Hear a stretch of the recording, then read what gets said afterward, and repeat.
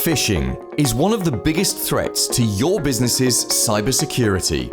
It's where criminals send an email pretending to be someone else, such as a key supplier or your bank. They're trying to get someone to click a bad link. This can install malicious software, or worse, let them into your network to prepare a ransomware attack, where your data's encrypted until you pay for its return.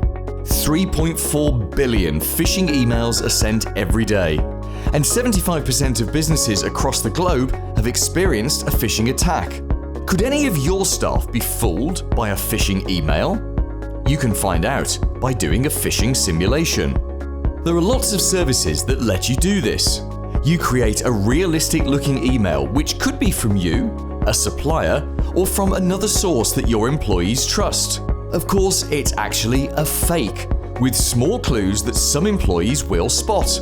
You'll see who marked it as spam and who was fooled by it and clicked the link. This isn't about embarrassing or punishing your team. It's about identifying whether you need to give everyone more cybersecurity training. Software can only protect you to a certain level.